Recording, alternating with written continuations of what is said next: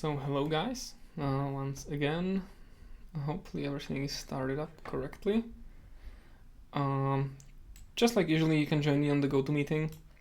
If you have any questions, feel free to join me there. The link should be on Twitch right below the screen in the comments or in the box where the recordings are. So feel free to join me if you have any Kentico or web development related questions. I will try to do my best in answering those. Or if you don't feel like talking, just watch me do some magic. And if you have any objections or you think that you would do some stuff better, let me know.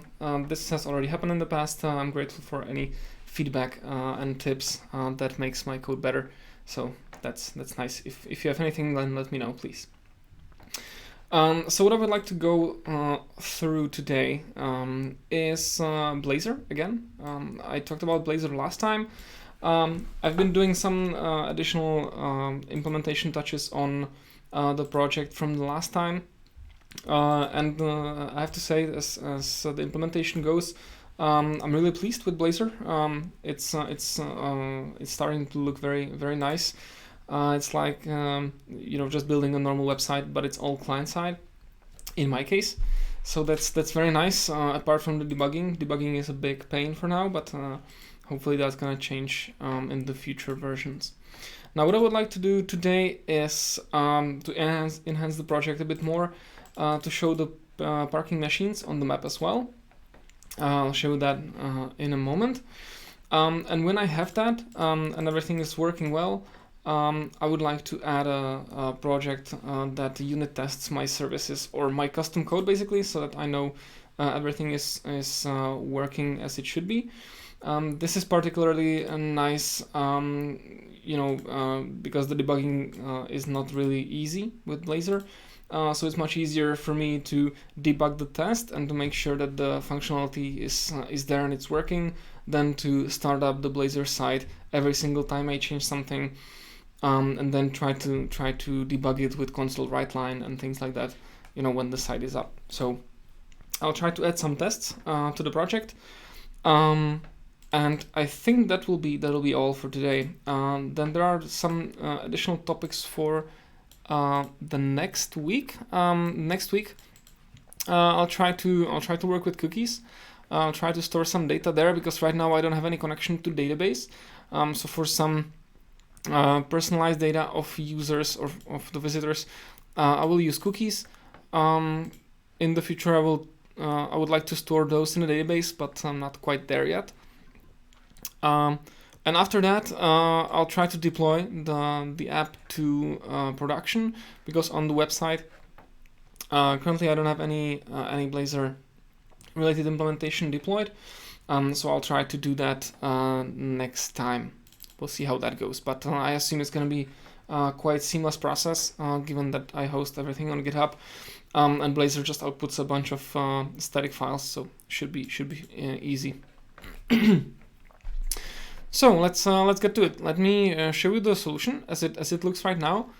Let me close actually all these files. So we start on a green field. Now this is my project. I'm actually not sure what I covered the last time, but I think I added quite a bit of implementation in the meantime, mainly related to areas, but maybe it would be nice to remind you what the project is about. So I'll just jump into Kentico Cloud to show you the data. So the project is about, or maybe I'll run the project, that'll be easier. The project is about showing the parking areas within my hometown, within Brno. This should help visitors of the city to understand where they can and where they cannot park. And if they can park there, then under which conditions, like how much money they should pay, where they should register their car, and how it all kind of works. Because sometimes I get asked on the street by mainly foreigners how they should be, or if they can park on that spot, because there are blue lines everywhere, so it's not as easy for them. So there's a map here, and on the map there is the Brno city, Right now it's not asking me for my location because accidentally I told Firefox to not bother me with that message ever again, but hopefully when I go to incognito mode, I should see that message. So it's initially it asks me for my location, and when I give it my location, it shows me the details of that parking zone, or I can just select a spot on the map if I don't want to use my current position. So let's try to do that. Oh, still not asking me. Okay, maybe I'll try a different browser then. I'll try Chrome. No, it's on my second monitor. Okay, here we go.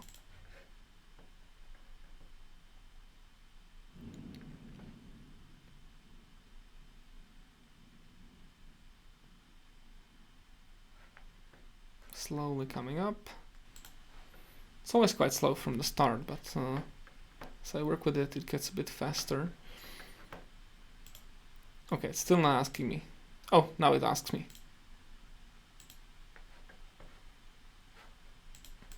But Chrome probably doesn't know where I am.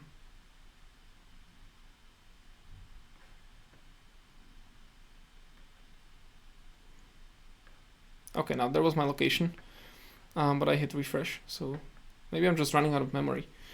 But if Chrome knows my location, it should appear right here below the map header. So you see it's still working on something. Oh yeah, so it found my location, and it actually found out that I'm in area 109 right now, which is somewhere over here. Yeah. If I click somewhere else, it's gonna take me there. It's gonna take a while to show me the area and the actual location, but it's showing me the area where I am, or where the spot that I selected is, and it shows me some details about the area, like that I cannot really go in there without a special permit. And if I do have the special permit, I can still park there only for half an hour.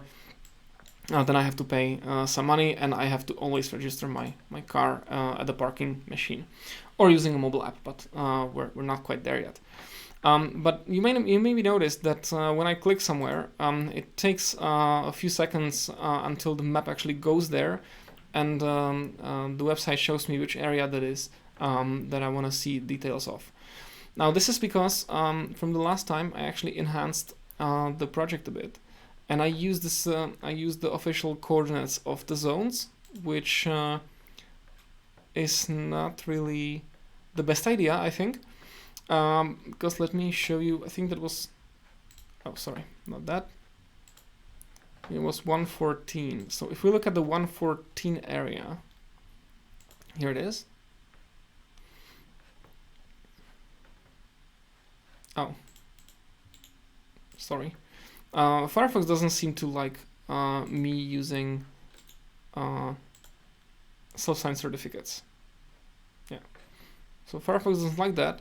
Chrome, on the other hand, has absolutely no idea, has absolutely no problem with that.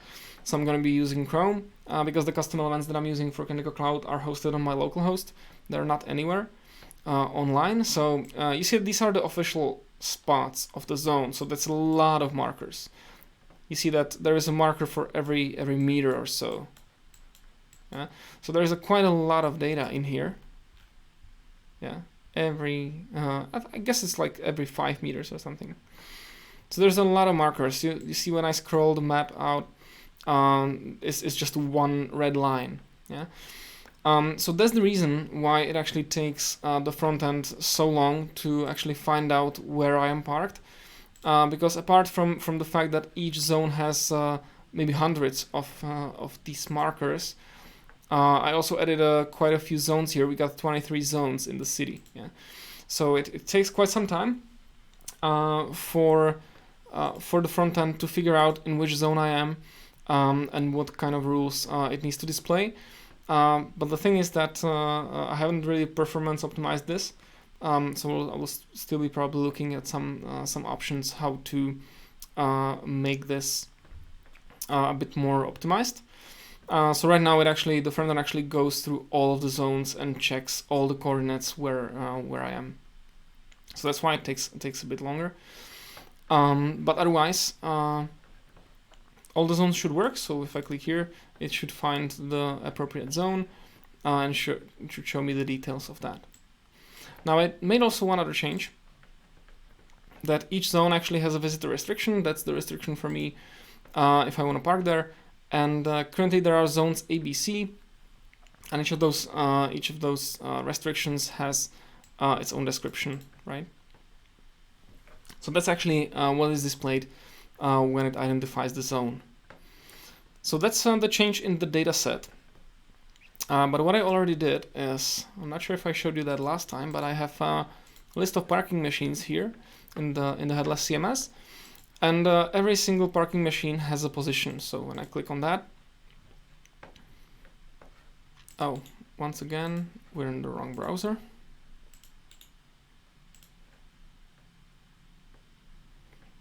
Of course, I could probably publish those custom elements on GitHub to get rid of these security issues. But the thing is that I'm changing them quite often, because last time I had to import all the markers via JSON. So that's why I changed it. So it's not really final implementation. That's why I'm just using localhost. So you see that the parking machine is marked to be at the crossing of these two streets. So we have a GPS coordinates of all the parking machines, and what I actually want to do is I want to display two closest parking machines. So let's say you are parked at this spot, right? So click on that, or you let the browser know where you are. It shows you where you are. So this is your location. It shows you the area and shows you the details. But if you want to register your car, you gotta find the nearest parking machine. And if you're even if you're living in the area, you probably don't know where the parking machines are. So my aim is to display two nearest parking machines, so that you know where to go and where to register your car. Now I have those parking machines in Candico Cloud, so I will just be adding some code to get those machines and to find the closest or nearest two, then display them on the map. Now let me stop the project for now, and let me show you actually the map.js file that I have in my root. And there is already actually a method that is called map set parking machines, which I already prepared in advance. And this one just displays the two parking machines according to their longitude and latitude on the map. So this is actually code that is specific to the map provider that I'm using, right? It's creating a new marker layer, and then it's adding the marker to the map and using a nice image of a parking meter. So this code I already created, so that I don't have to go through documentation of the service, and we can focus on Blazor. So I would like to start by creating a service. So you see that there is quite a bunch of services for every single functionality that I have on the project. So I'll be creating a new class. Let's call that parking machine service.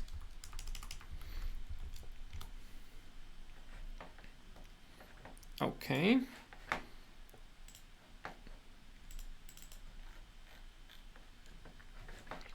Now, what I like to do when I create new services, because if I don't do this at the start, I always forget about it and get an exception during the runtime. So what I always like to do is, not in program, but in startup, always add here the registration of the service as a singleton. So it's a parking machine service.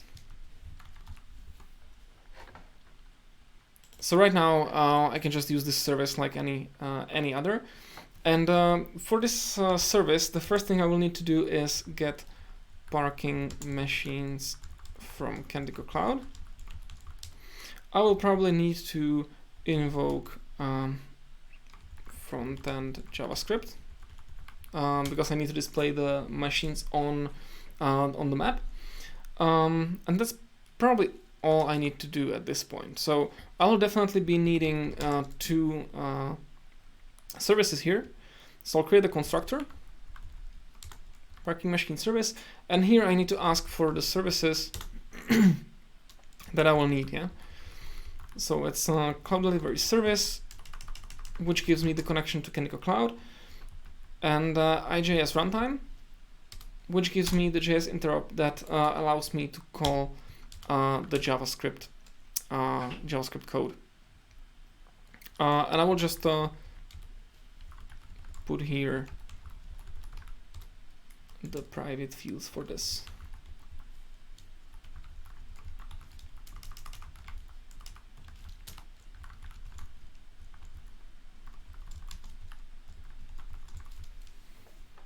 Okay.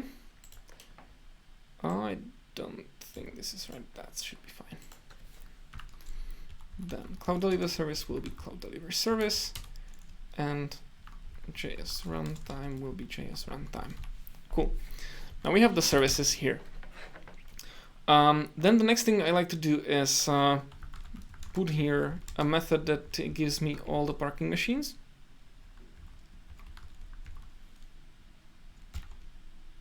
And I will need the models here. And not just one, but just like anywhere else, Canonical Cloud gives me through the SDK, I read only list of those machines. And this is what I'm looking for, get all parking machines async. And in here, I actually don't want to call this method every single time I need to work with the parking machines. So what I want to do here is also put here a list.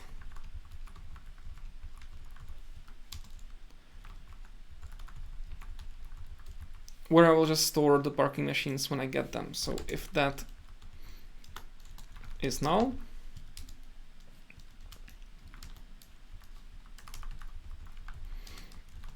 then I'm gonna await cloud delivery service get client and get items async.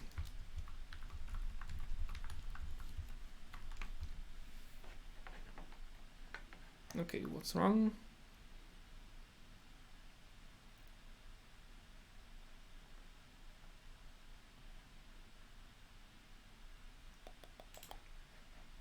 Oh, okay.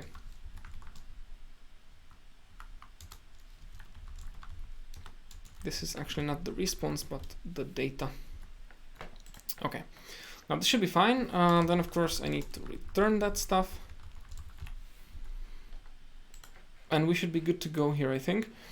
But I will also need one additional thing, and that should be public because I will be asking for that from the page, from the view. And that is a list of the two nearest parking machines. That's a logic that should happen here in the service. It should not happen in the view because of separation of concerns. So let's call this get nearest parking machines. And for that we will need a point. Location is actually a class coming from the geolocation NuGet package.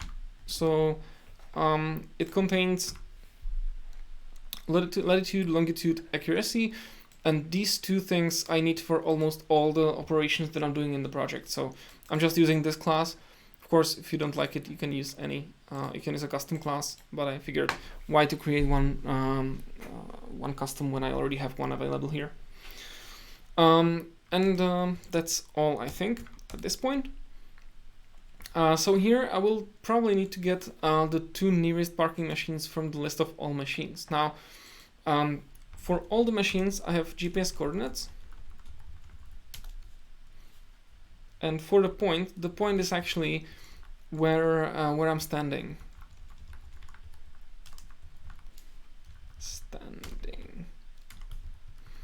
So I want to compare these two and get the two nearest. So that means if I have the distance between these two,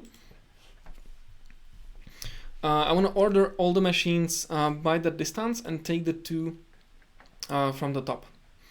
Now to figure out the distance between two GPS coordinates, there is a class in the C# or in the system libraries that is actually very handy, and it's capable of giving you. It's called a geo. Well, let me check. I think it's geo. Yes, geo coordinate, and it's sitting in. I was actually sitting in a system library that is not available to Blazor or to .NET Core, I think. But for that reason, actually totally forgot about this. But to get the distance, it's actually very nice and handy class, which is not included there. I think it's not included in .NET Core, but I'm not actually sure right now. But the thing is that if you still want to use that, there is a package, NuGet package, and I think it's this NuGet package is .NET Core forked from this GitHub repository, and it's an implementation of this system device location geocoordinate library, which I think was available to some device-related libraries, but I'm not sure right now. It's actually quite some time since I used it for the first time. But just so you know that there is a NuGet package that actually gives you these system classes, system libraries, so that you can use them. So feel free to install that. I did that for the version 1.0.1.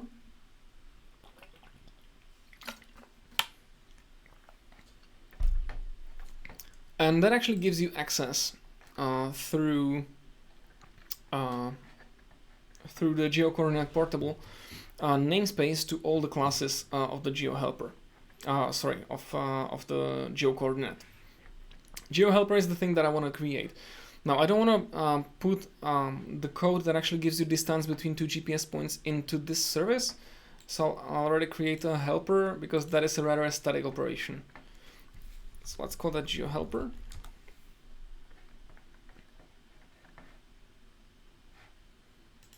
Now let me make that class static, and I'm gonna create a new public static double get distance to method, and that method will actually take a location and target.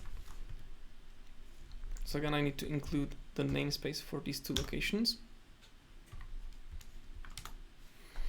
And I'm gonna basically create two new geo-coordinate objects from source and from target, and then return their distance. So that's gonna be new geo-coordinate. Yes, I want that namespace. We're gonna use source latitude and source longitude. The same will go for target coords.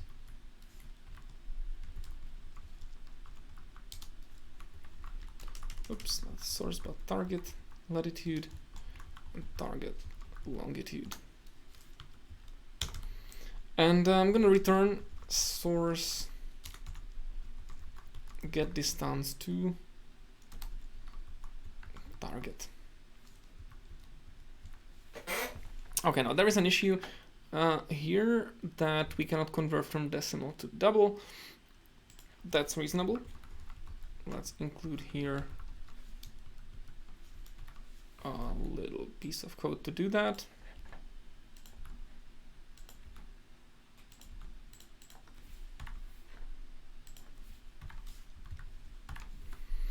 Okay. Now this should work. This should give us the distance between any two location instances. So now what I can do here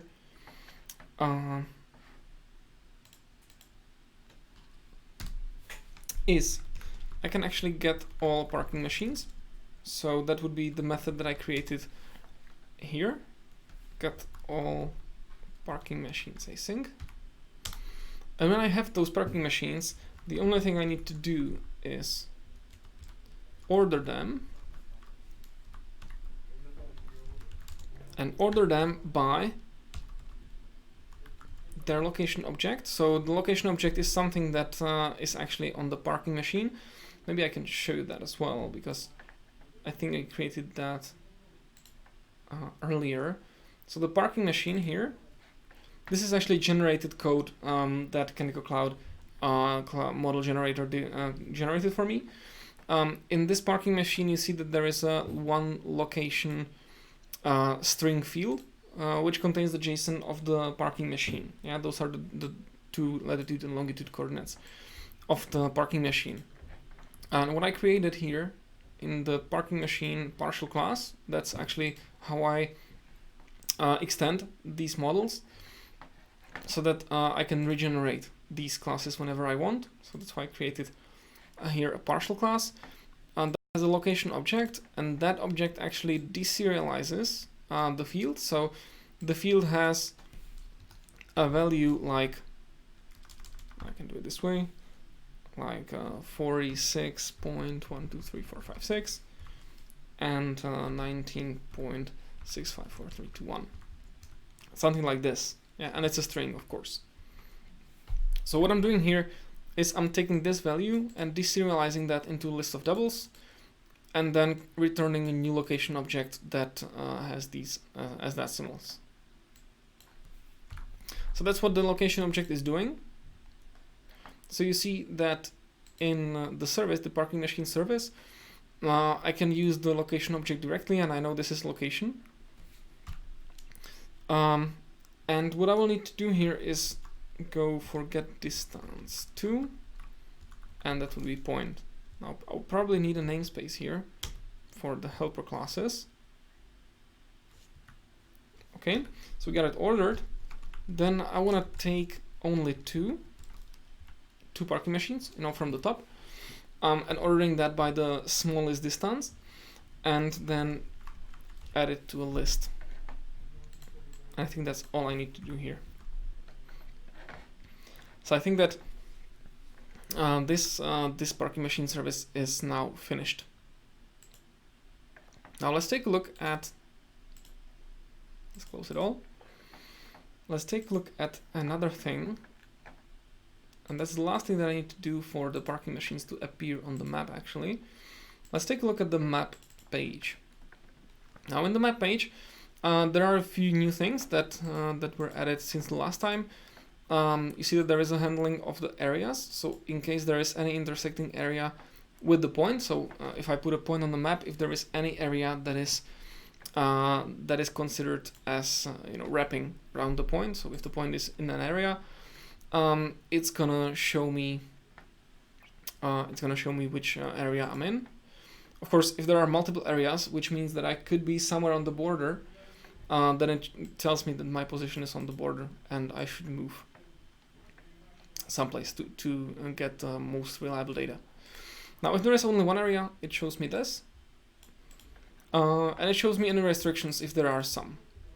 Now, what I want to do here is if there is any restriction, so if there is no restriction, you can park freely there, so there is no need to show you the parking machines. But if there are any restrictions, then I want to display here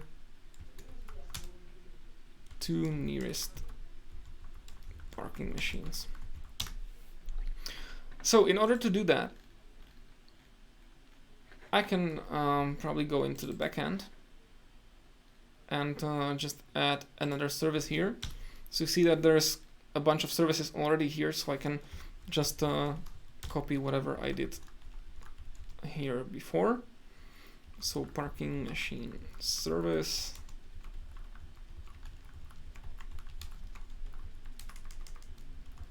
So this will ensure that I will get the service, or I have the service available in this file.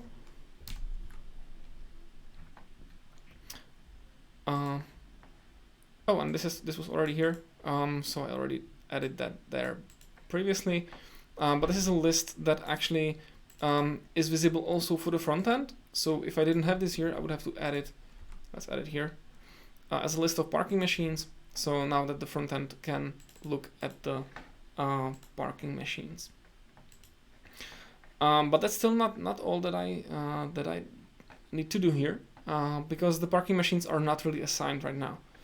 So I have to assign those parking machines, the nearest parking machines, to this variable or to this container when I get them. So that means when I'm starting to check the location, the parking machines are specific to each location, right? So this is the method that is called setLocation that checks new position. So when you click somewhere on the map, it goes into this setLocation method. I think I can also show you some JavaScript code that actually takes care of that. So it's actually over here, and there is a listener for map click function or map click event. It takes the coordinates of where you clicked, and it's actually invoking a method in don't park here setLocation.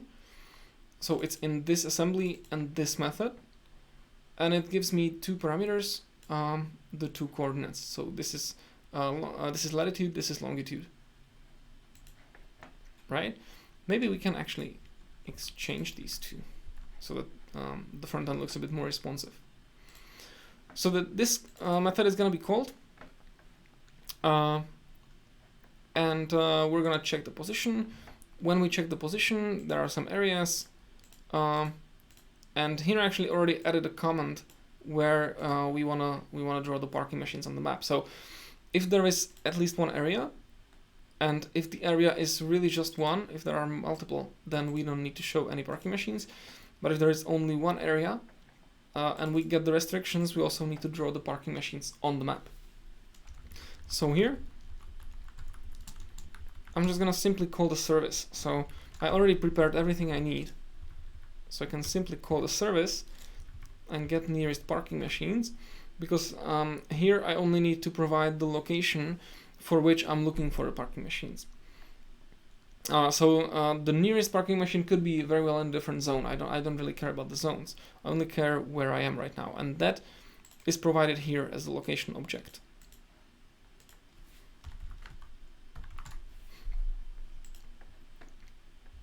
So I'm calling the location, calling this method with location. Then when I get the machines,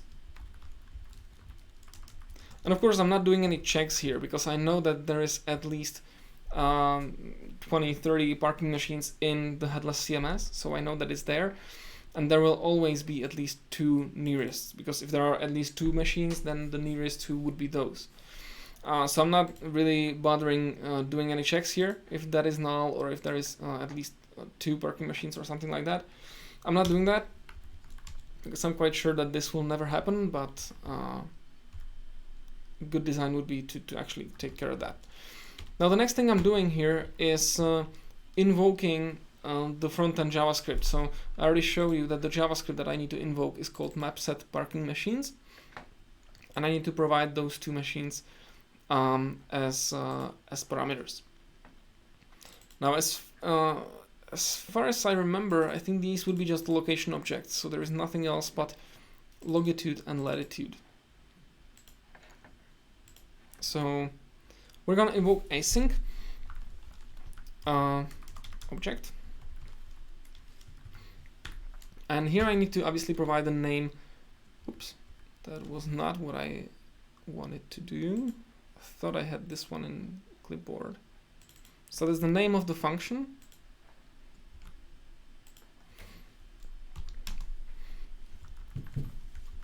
and then it's the parking machines first. And we're only, because here I have the whole parking machine object as it comes from Kendico Cloud, right? So I don't need to provide the whole object, I just need the location object here. So the first one, I think here I need to just skip one. Yeah, I can do it this way using link, or I can just do one location object. Doesn't matter. Okay, now when we have this, and when we do this, whenever there is at least one area or only one area, it's gonna set the parking machines. When I change the location, it's always gonna remove those parking machines and find the new ones. So let's see if that is buildable. I didn't forget about something.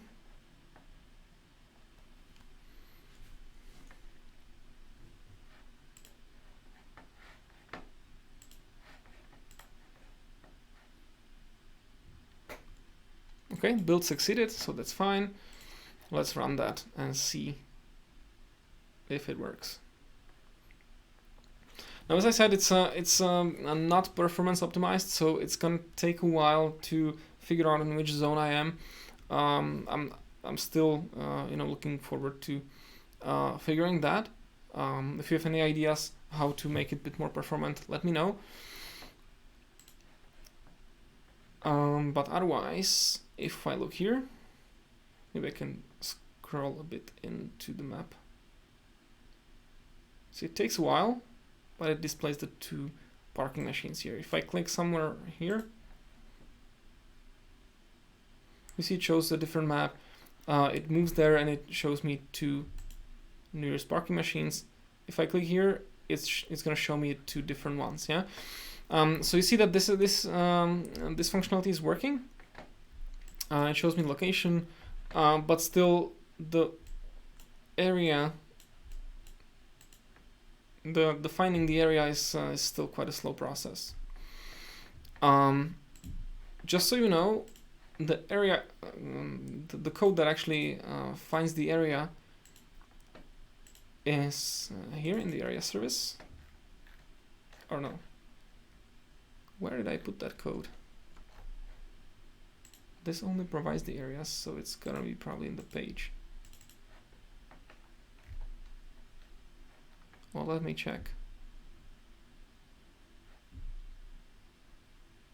Here it is, get areas by point, so it's in the area service. And is point inside.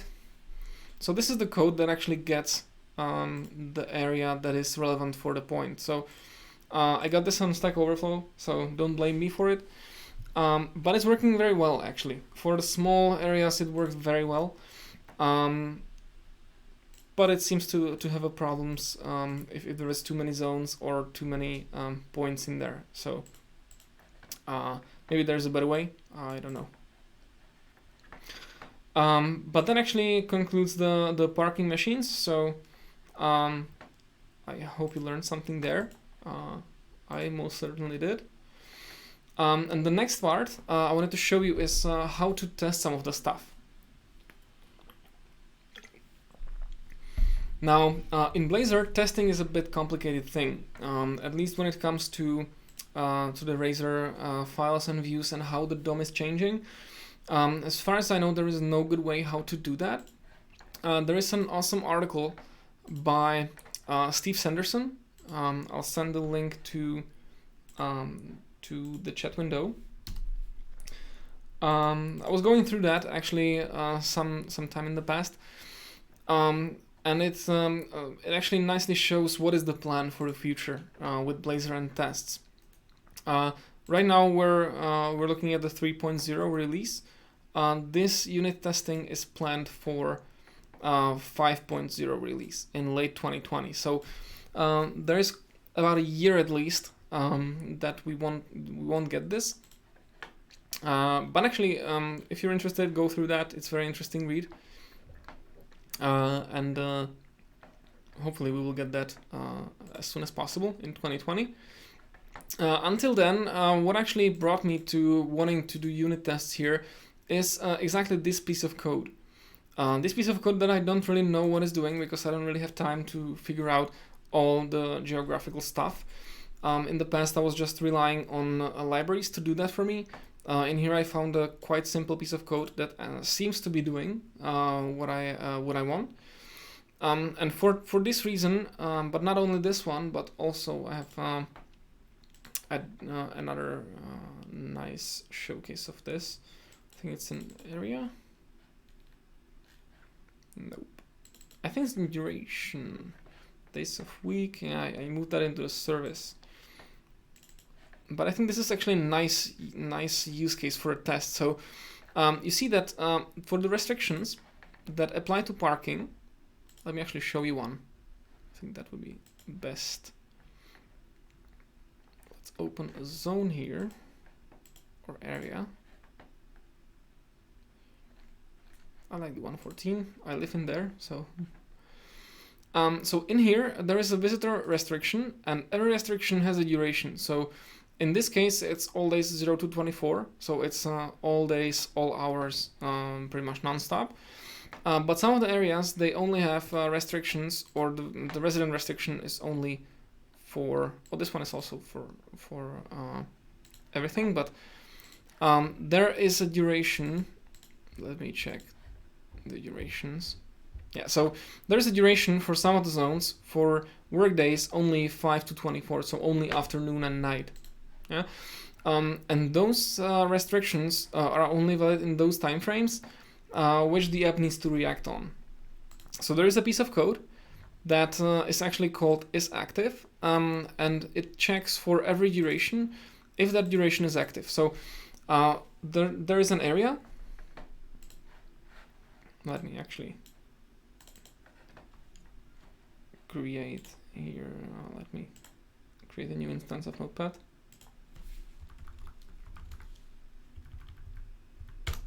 Okay, here we go. So just so you understand the hierarchy of this,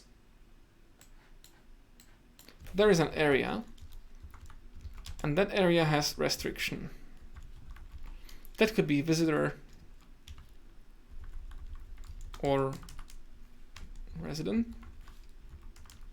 They have different rules, right? And every restriction can have a duration. Like the visitor restriction is valid for 7 or 0 to 7, and then 5 p.m. till midnight, right? But these would be two durations. That would be one duration, and that would be another duration. Maybe duration is not the best name for it, but I didn't have any other idea, so I named it duration. So there can be multiple. And here, this service actually checks if a specific duration is active at a single point of time. So it checks the time that is now. First, it checks the day, if the day is actually set for the duration. So some durations can be work days, some can be for all days of week, some could be only for public holidays, and so on, right? So this is actually the code that checks what is the actual restriction, and then returns if that restriction is active or if that duration is active right now. So it checks the day, then it checks the time, and then returns true or false. Now, this is a great use case for another unit test to figure out that I know that this code is doing what it actually should be doing. So in order to do some testing, I'm going to create a new project here. And that's going to be a class library. You could also use the MS test, like a test library. I tend to use NUnit. I don't really know why. It's just my preference, and I have it hard-coded in my head. I think initially it was because it was faster than the MS test, but from, I don't know, 5 years ago, I just implicitly use NUnit. So I'm going to start with class library for .NET Core. I tried to use a .NET Standard before, but it doesn't really play nice with NUnit. So I'm just using the specific .NET Core framework. Okay, let's go next. And let's call that one don't.bar here.test.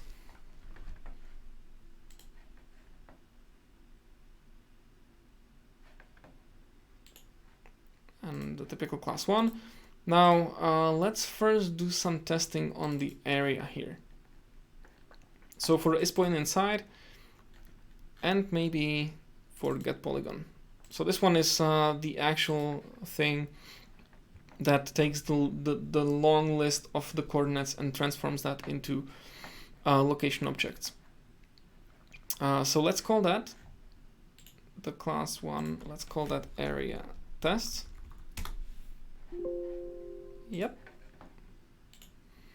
And first of all, I'm just going to install a bunch of NuGet packages. So first of all, I want to install NUnit.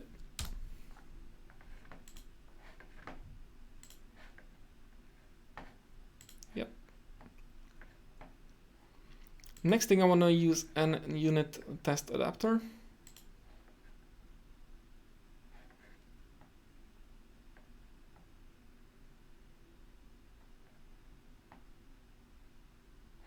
Okay. And I will probably also need Microsoft tests. Okay, preview. Let's be brave. We're using preview on Blazor anyway, so let's go for that. And I think I will also need the console runner.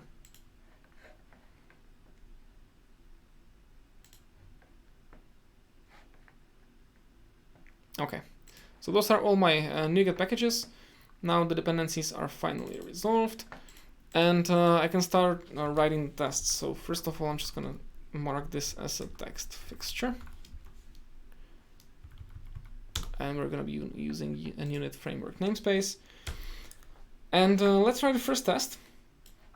And the first test, I'm actually gonna write on this part, because this one is most interesting. To find out if the point is inside of an area. So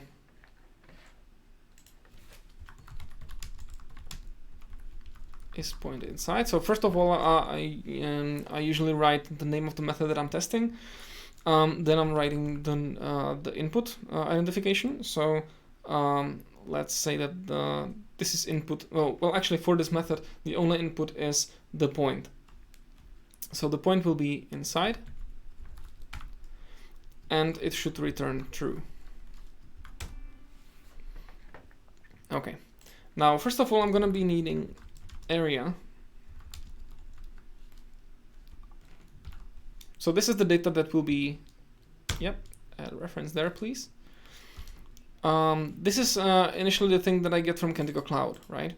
Now I don't, I'm not aiming to test Kentico Cloud here, but I'm aiming to test the area data and whether the area is correctly translated into a polygon, and then if the code actually tells me that the point is inside. So I'm just looking for some test data here.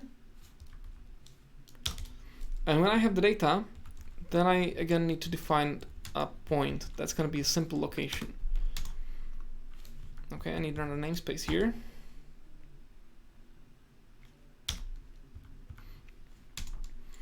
So at this point, it's good to find out a few points. I usually use Google Maps for this.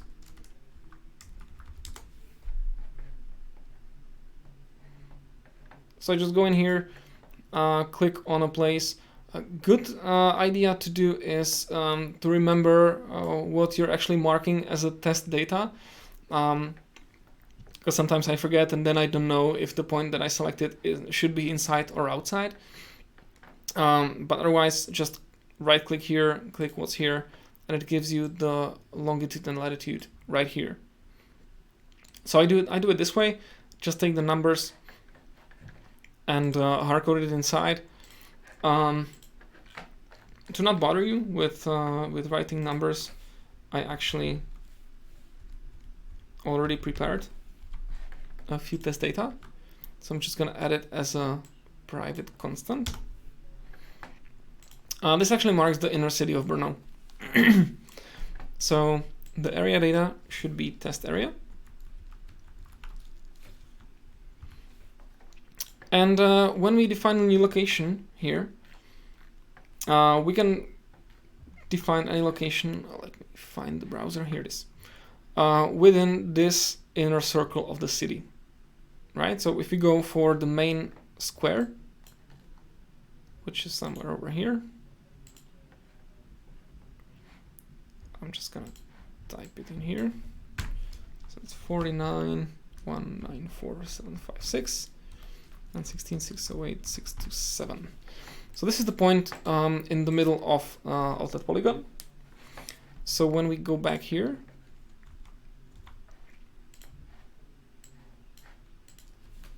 here we need to provide a longitude and latitude. Now, take a good care to not confuse these two. I think latitude would be this thing.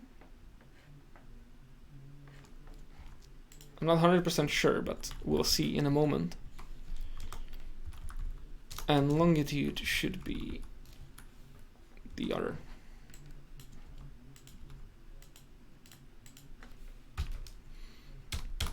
Okay, so we got these two.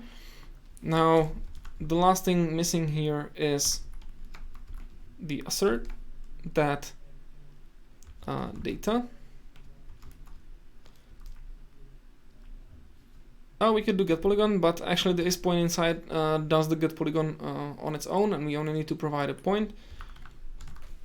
So I'm just gonna providing the point, and we should be fine, I guess, with this test. Let me open the test explorer, and let's build the whole thing to see if the test gets recognized.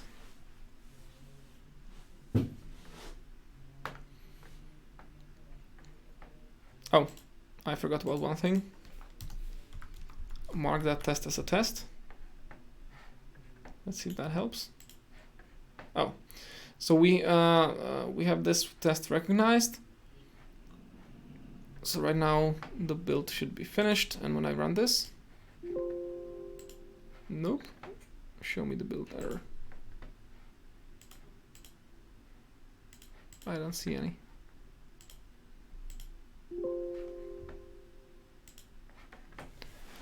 Okay, where is my build error?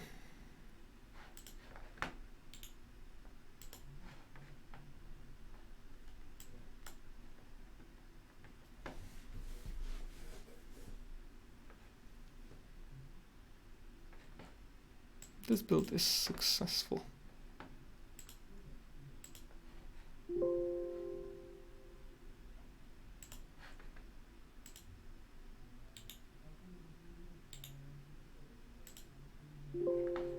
Okay, something's going wrong. Let me actually restart Visual Studio. It's not showing me any errors.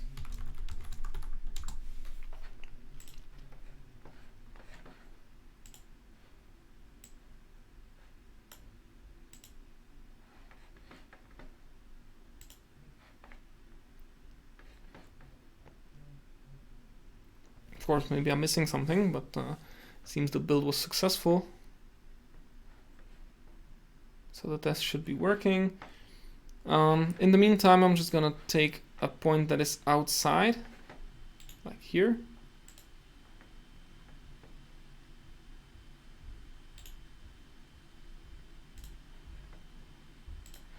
That's a point that it's not in the zone.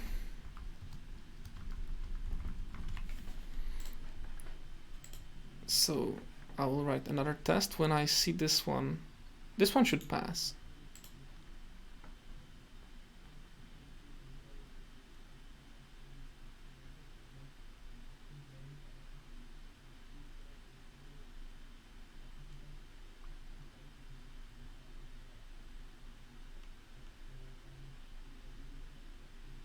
Okay, the build succeeded.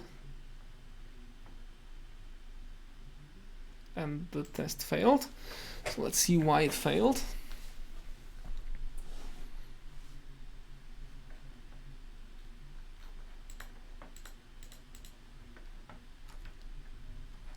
Let's add another test here for the false. Let's see if that one will work. And then let's check the latitude and longitude if that is correct. Input outside. This one will be outside. And should return false.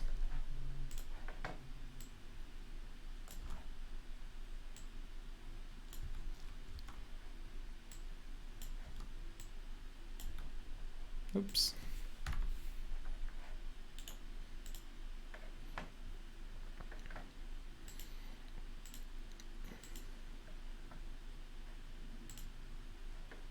Oh, this should be is false.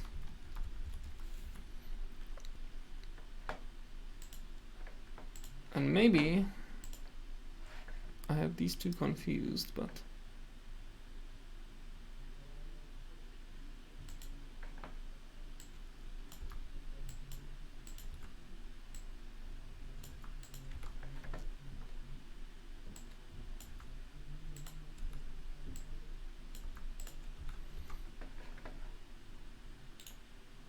Let's try it this way.